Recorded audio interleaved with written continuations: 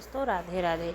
भक्तों, आप सभी को राधाष्टमी की हार्दिक शुभकामनाएं। आज भाद्रपद मास के शुक्ल पक्ष की अष्टमी तिथि और इसी दिन श्री राधा रानी का प्राकट्य हुआ था। आज का दिन राधा रानी का पवित्र और शुभ त्यौहार है।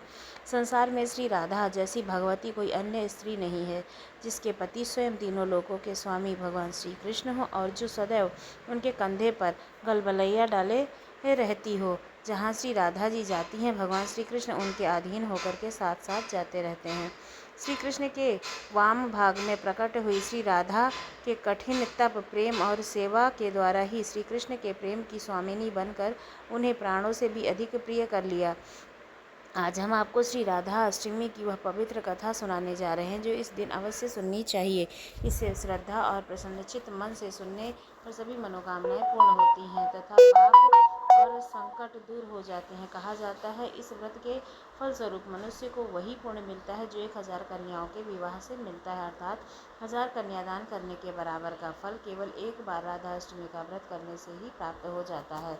जहाँ पर यदि कोई पापी मनुष्य भी यह व्रत भक्ति भाव से करता है, तो वह भी अपने करोड़ों परिजनों सहित भगवान विष्णु के लोक को प्राप्त होता है। ब्रह्म वैवस्वत पुराण में कहा गया है, रा का अर्थ है पाना और धा का अर्थ है मोक्ष, अर्थात श्री राधा जी के नाम का जप करने से ही कृष्ण और मोक्ष दोनों की प्राप्ति होती है। पूर्व काल की एक कथा के अनुसार श्री राधा ने सुरंग पर्वत पर सहस्त्र दिव्य युगों तक निराहार रहकर कठोर तप किया था। इस तपस्या से वे अत्यंत ही दुर्बल हो गई थीं। जब भगवान श्री कृष्ण ने देखा कि राधा चंद्रमा की कला के समान क्षीण हो गई हैं, तो वे करुणा से द्रवित होकर उन्हें छाती से लगाकर फूट फूट कर रोने लगे। तब भगवान श्री कृष्ण ने वरदान देते हुए कहा, राधे, तुम्हारा स्थान मेरे वक्षस्थल पर ही है, तुम यहीं सदा वास करो।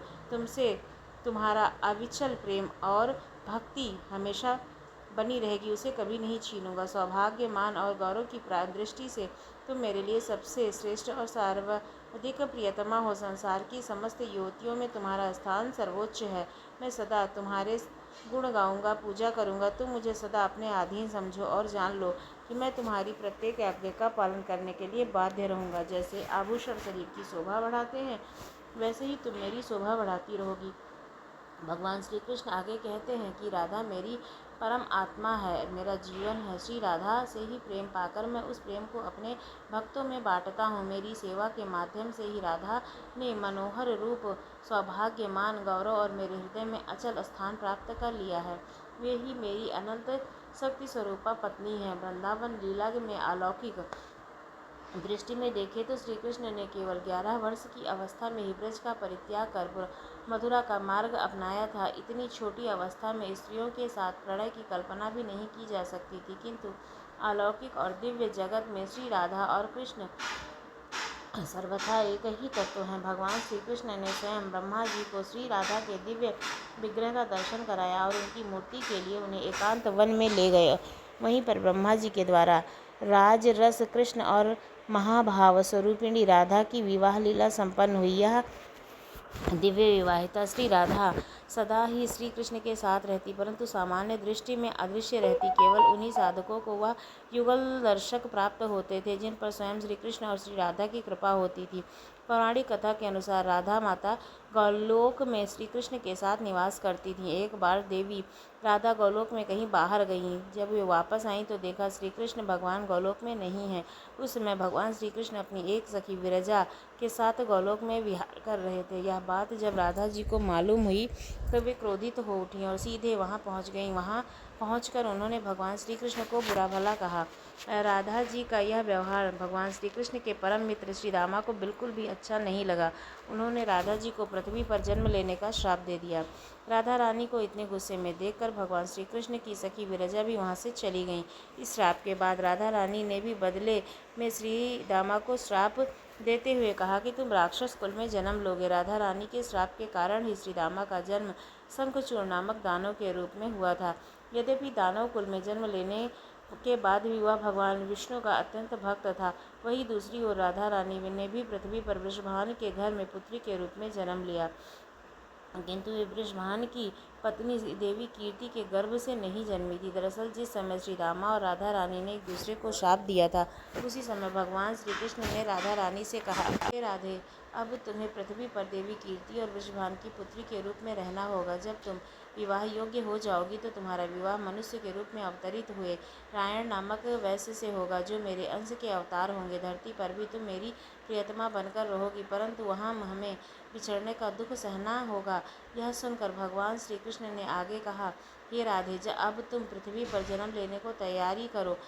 सांसारिक दृष्टि से जबकि देवी कीर्ति गर्भवती हुई और प्रसव का समय आया तो योग माया की प्रेरणा से उनके गर्भ में वायु का प्रवेश हुआ और उन्होंने वायु को जन्म दिया। जब वे प्रसव पीड़ा से गुजर रही थी, तभी उसी समय महादेवी राधा रानी एक प्यारी सी कन्या के रूप में प्रकट हो गई। जिस दिन राधा रानी का प्रकट हुआ वह दिन भाद्रपद मास के शुक्ल पक्ष की अष्टमी तिथि थी, इसलिए इस दिन को राधा अष्टमी के रूप में मनाया जाता है।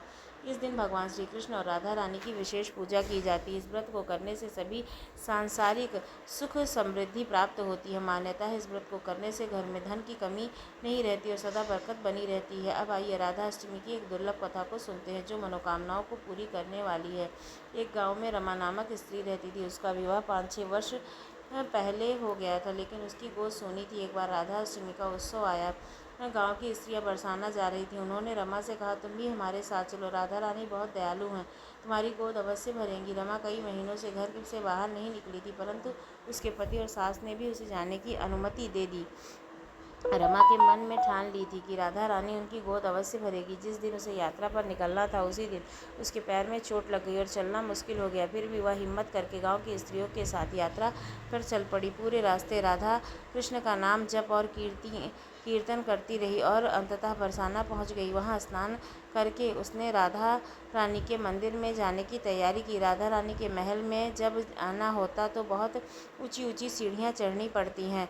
रमा जैसे ही सीढ़ियां चढ़ने लगी तो स्त्रियों ने कहा कि तुम लोग आगे आगे चलो, मैं धीरे धीरे आ रही हूँ, क्योंकि मेरे पैर में चोट लगी है और मुझसे चला भी नहीं जा रहा है।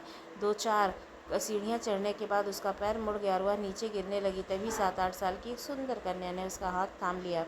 रमा बोली, बेटी, आज अगर तुम ना होती तो मैं गिर जाती। वह कन्या मुस्कुराकर बोली, माता, मैं आपको कैसे गिरने दे सकती थी। तब रमा ने पूछा, बेटी, तुम्हारा नाम क्या है? कन्या बोली, लाडो नाम है मेरा, यही पास के ही गांव में रहती हूँ। वे दोनों सीढ़ियों पर बैठ गई। लाडो कहने लगी, माता, मेरे लिए क्या लाई हो? उसकी मासूम बातें सुनकर रमा के चेहरे पर मुस्कान आ गई। उसने कहा, बेटी, मैं कल तुम्हारे लिए अवश्य कुछ न कुछ लेकर आऊँगी, बताओ तुम्हें क्या पसंद है? लाडो बोली, मुझे नथनी, गले का हार, कानों में कुंडल, चूड़ियाँ, मेहंदी और घाघरा चोली बहुत पसंद है। इनमें से तुम कुछ भी ले आना। इतना कहकर वह बालिका भाग गई। जैसे जैसे रमा भी मंदिर के दर्शन करके लौटी, उस दिन से रमा का मन उसी बालिका में लग गया। अगले दिन उसने बाजार से गले का हार, चूड़ियाँ खरीदी और उसी जगह लाडो का इंतज़ार करने लगी। थोड़ी देर में वही कन्या आ गई। रमा ने जैसे ही चूड़ियाँ और हार उसे दिया, वो लाडो ने होठों फुलाते हुए कहा, बस इतनी सी चीज़ें ही लाई हो और कुछ नहीं? रमा ने प्यार से समझाया, बेटी, 8 दिन नहीं रहूँगी और रोज़ तुम्हारे लिए कुछ न कुछ लाऊंगी। यह सुनते ही लाडो उसकी गोद में बैठ गई और गले से लग गई। उस क्षण रमा की आंखें भर आईं, मानो उसे संतान की ही मिल गई हो। वह बड़े स्नेह से उसके सिर पर हाथ फेरती रहती। फिर जैसे ही दिन बीते, रमा ने मंदिर में आकर लाडो के लिए घाघरा चोली बनवाया। वह रोज़ कुछ न कुछ भेंट करती थी। एक दिन रमा ने कहा, बेटी, अब तो यह सारी चीज़ें पहनकर दिखाओ। लाडो मुस्कुराकर बोली, वह राधा अष्टमी है, उस दिन वह पहनेगी। इस बार लाडो के साथ एक और छोटा लड़का भी आया था। उसे देखकर रमा बोली, आज न जाने क्यों मेरे मन में आया कि एक धोती और मोर मुकुट ले आऊं। क्या मैं इसको दे सकती हूँ? लाडो ने कहा, हाँ, कनवा है, इसके साथ ही रहता है, हाँ, तुम इसे दे सकती हो। इतना कह करके दोनों सारा सामान लेकर चले गए। अगले दिन राधा अष्टमी थी। जब राधा सीढ़ियों पर पहुंची तो वहां पर लाडो मिली और कनवा को वहां बहुत देर तक इंतजार करती रही। अंततः जब मंदिर पहुंची तो वह भारी भीड़, भजन कीर्तन और नृत्य हो रहा था। किसी तरह भीड़ को चीरते हुए वह आगे पहुंची और राधा जी और ठाकुर जी के दर्शन किए। लेकिन जैसे ही उसकी दृष्टि उन पर पड़ी तो वह पत्थर सी रह गई, क्योंकि राधा जी वही घाघरा चोली पहने हुए थी जो उसने लाडो को दिया था और ठाकुर जी वही धोती और मोर मुकुट धारण किए थे जो उसने कनवा को दिया था। उनकी आंखों में अश्रुधारा बहने लगी और सब कुछ स्पष्ट हो गया था कि लाडो वास्तव में श्री राधा रानी थी। और कन्वा स्वयं भगवान श्री कृष्ण थे, जो उसे मातृत्व सुख देने के लिए रोज मिलते थे। अब रमा पागल सी होकर दिन रात लाडो लाडो पुकारती। गांव की स्त्रियों ने उसे बहुत समझाया। पतली और सास भी उसे घर ले जाने आए, लेकिन वह बोली, नहीं जाऊंगी, यहीं रहूंगी। वह प्रतिदिन सीढ़ियों पर बैठकर आंसुओं से सीढ़ियां धोती और पलके बिछाकर उसे बुहारती। ऐसे करते करते 30 दिन बीत गए। एक दिन अचानक वही लाडो उसके सामने प्रकट हुई। उसका हाथ पकड़कर वह अट्टालिका में ले गई और मुस्कुराकर बोली, लो माँ, मैं आ गई, मैं ही हूँ तुम्हारी लाडो। ऐसी कहकर लाडो ने बाहें फैलाकर रमा को अपने पास बुलाया और गले से लगा लिया। उस दिन रमा ऐसी लिपटी कि वह अपने पार्थिव शरीर को छोड़ सदा के लिए अपनी लाडो के पास चली गई। बोलिए राधा कृष्ण भगवान की जय, बरसाने वाली की जय। एक बार नारद मुनि ने पृथ्वी लोक पर राधा नाम की महिमा सुनी और वहाँ भी सुना कि श्री कृष्ण की सबसे बड़ी भक्त है। नारद जी को लगता था कि वे स्वयं श्री कृष्ण के और श्रीहरि के सबसे बड़े भक्त हैं। अपने मन की शंका का निवारण करने के लिए वे श्री कृष्ण के पास पहुँचे। श्री कृष्ण तो अंतर्यामी हैं, वे समझ गए कि नारद जी के मन में क्या चल रहा है। उन्होंने सोचा, नारद जी को राधा रानी के निस्वार्थ प्रेम का अनुभव कराना ही पड़ेगा।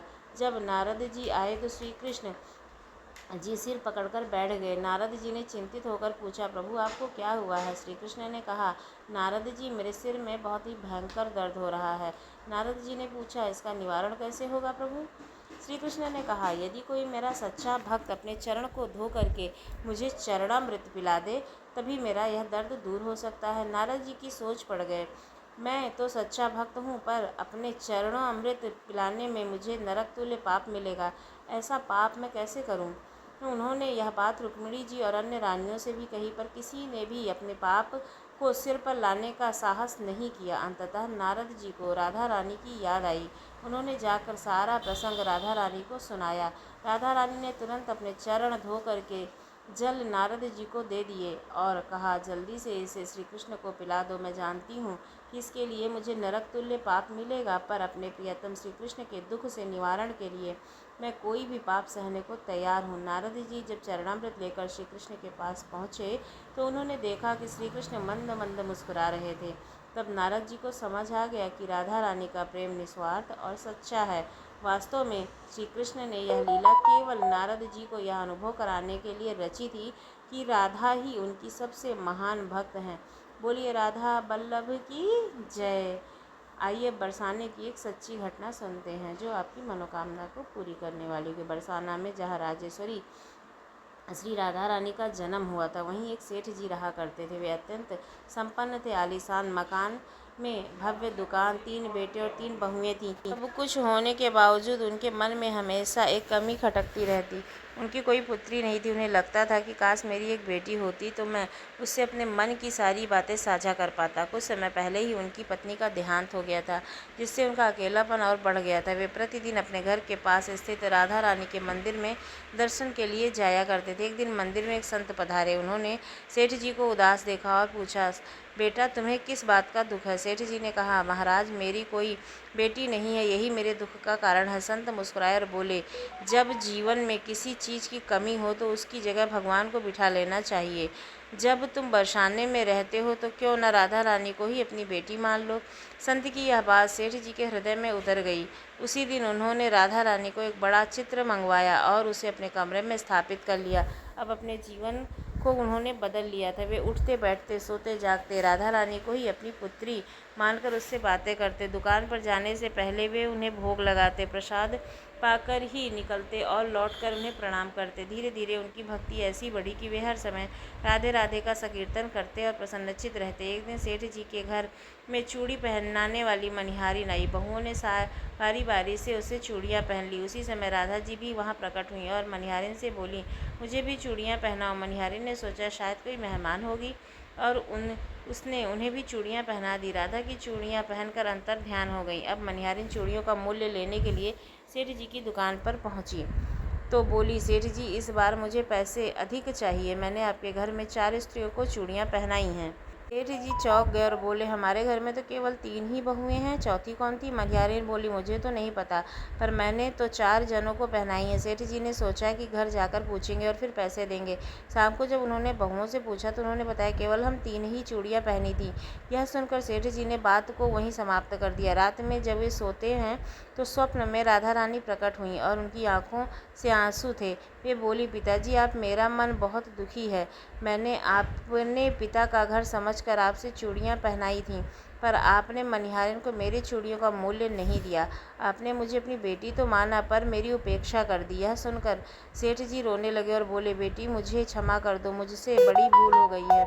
मैं तुरंत नींद से जागा, आंखों में आंसू थे। वे उठे और तिजोरी से रुपए निकाल करके सीधे मनिहारिन के घर पहुंचे। दरवाज़ा खटखटाया तो मनिहारिन चौंक गई और दरवाज़ा खोला। सेठ जी ने आंसू भरी आंखों से कहा, बहन, तुम्हारे जैसा भाग्यशाली कोई नहीं। आज तुमने मेरी बेटी राधा जी को अपने हाथों से चूड़ियाँ पहनाई हैं। सुनकर मनिहारिन भी भाव विभोर हो गई और बोली, सेठ जी, राधा रानी तो पूरे बरसाने की बिटिया हैं, उनकी चूड़ियों का मूल्य मैं कैसे ले सकती हूँ? पर सेठ जी नहीं माने। उन्होंने रुपए से भरी थैली उनके घर में रख दी और सीधे राधा जी के मंदिर चले गए।